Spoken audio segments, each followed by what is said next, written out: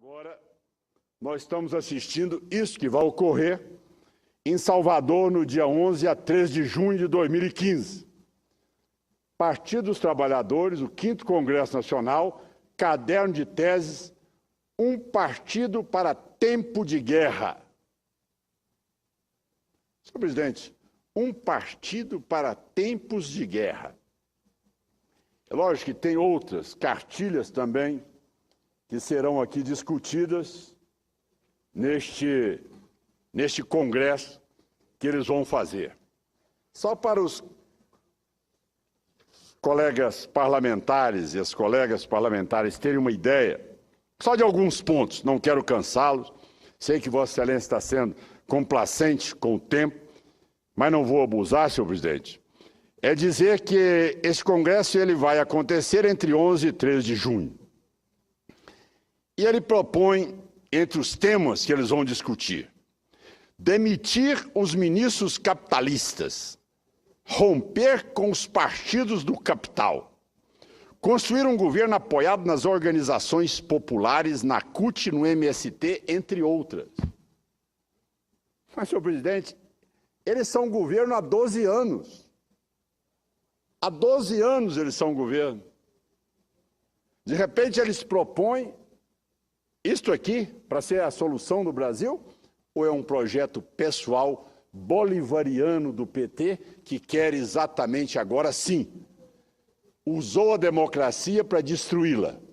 Eles chegaram ao poder e agora querem usar da prerrogativa do poder para destruir toda a estrutura com que eles galgaram para chegar até lá. Ou seja, uma tese bem de Antônio Gramsci, que eles são discípulos preparados para poder exercitar toda a sua teoria.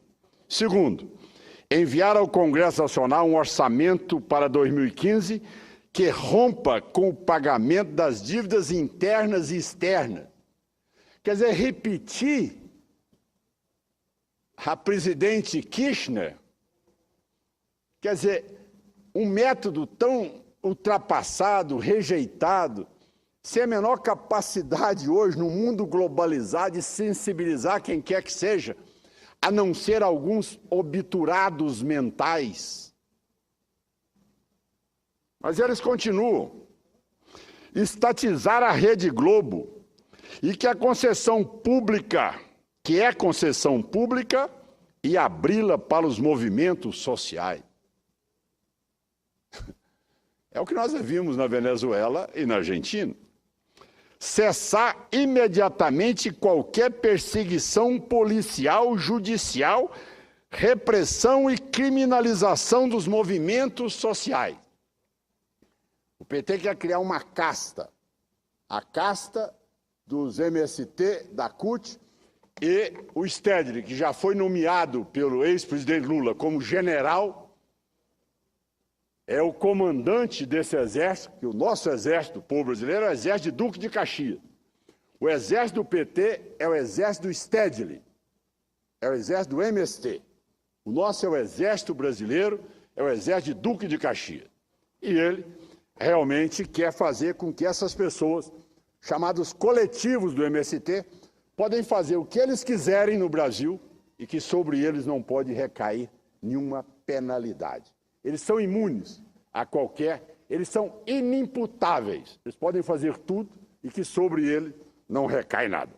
Para completar, senhor presidente, implementar uma política de comunicação do campo democrático e popular, iniciando pela construção de uma agência de notícias articulada a mídias digitais, entre parênteses, inclusive rádio e TV web, com ação permanente nas redes sociais, que sirva de retaguarda e de instrumento do campo democrático popular na batalha de ideias. Restatização das empresas e serviços públicos privatizados. Exigir publicamente e combater pelo impeachment dos ministros do Supremo Tribunal Federal que votaram, eles chamam, na farsa do mensalão. Senhor presidente, se eu não estivesse lendo e não tivesse trazido aqui o documento, Eu acho que muitos colegas não iam nem acreditar no que eu estou aqui falando. Absurdo. A liberdade imediata e, para concluir, e anulação da sentença dos dirigentes do PT.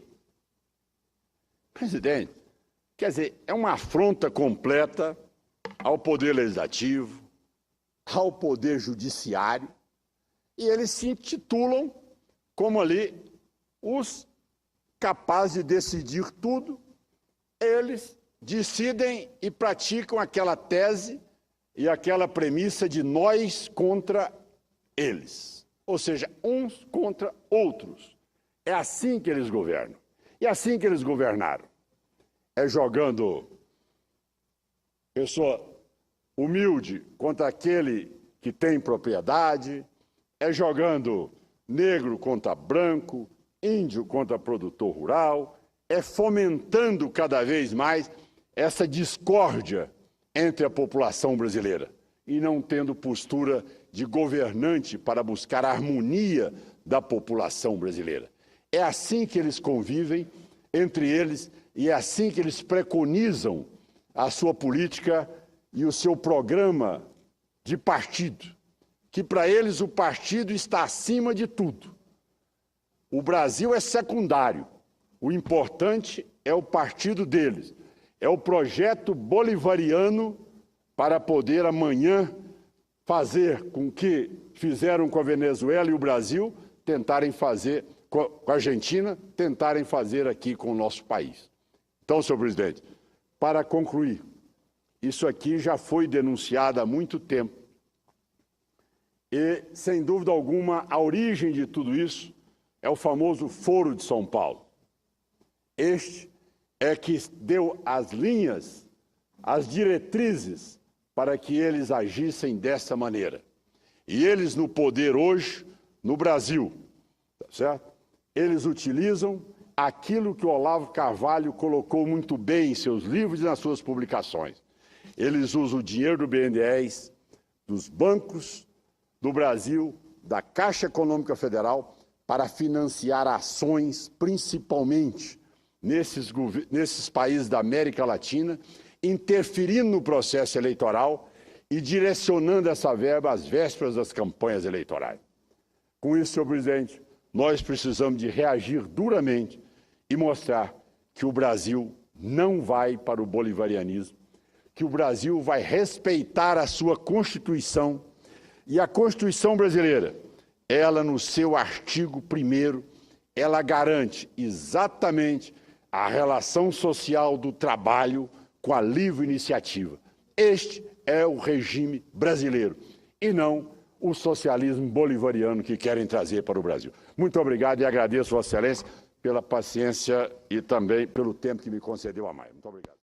Como se não bastassem as atas do Foro de São Paulo, o caderno de teses que saiu no site do PT serve para encerrar definitivamente qualquer discussão acerca do fato de que o Brasil está a um passo do bolivarianismo. Ocorre o seguinte: a esquerda perdeu completamente o domínio das ruas e da opinião pública. Então eles pretendem, para o segundo semestre desse ano, partir para o tudo ou nada e tentar o golpe.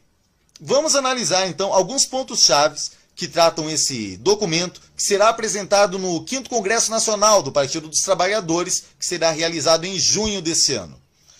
Calote na dívida interna e externa, anulação das privatizações feitas no Brasil, fim da austeridade fiscal, taxação de grandes fortunas, que há quem diga que serão consideradas a partir de R$ 7.000, o que faz todo sentido num país socialista. Impeachment dos ministros do STF que votaram contra os mensaleiros. Liberdade imediata a todos os membros do PT que estão na cadeia. Cassação do Bolsonaro. Estatização da Globo. Estatização de todas as TVs e rádios cristãs. Isso mesmo, fim da liberdade de culto no Brasil. E eles pretendem que esses meios de comunicação sejam entregues aos movimentos sociais, que são aqueles grupos paramilitares da esquerda, que, por falar neles, em MST, MTST, eles terão imputabilidade jurídica. Eles vão poder invadir, saquear, matar, que não vai acontecer nada, porque eles estarão acima da lei. Criação da nova Constituição, que deve ocorrer através da reforma política que eles tanto querem que o povo peça, e aí vai abrir a brecha para eles implantarem a Revolução Bolivariana no Brasil. E o que eles consideram mais importante, reocupação das ruas e fazer com que o povo esqueça essa coisa toda, pare de pressionar e pare de ir às ruas. O que muitas pessoas ainda precisam entender é que o Brasil está em guerra. Uma guerra não é só um derramamento de sangue, isso é só o ponto extremo de uma guerra. O que ocorre é que o Brasil chegou num ponto chave de sua história, chegou num ponto crítico, que é tudo ou nada. Por isso que eu estou fazendo esse vídeo, eu sei que o Alexandre Celso está fazendo um vídeo sobre isso também, o Paulo Martins está fazendo um vídeo sobre isso, terá um hangout no Terça Livre para tratar desse tema, que é justamente para fazer com que essa informação chegue no maior número possível e impossível de pessoas, porque as pessoas precisam tomar consciência da gravidade da situação do Brasil e precisam tomar consciência da importância de sua participação, do seu protagonismo histórico, porque só o povo pode salvar o Brasil de se tornar um país miserável e uma ditadura sangrenta.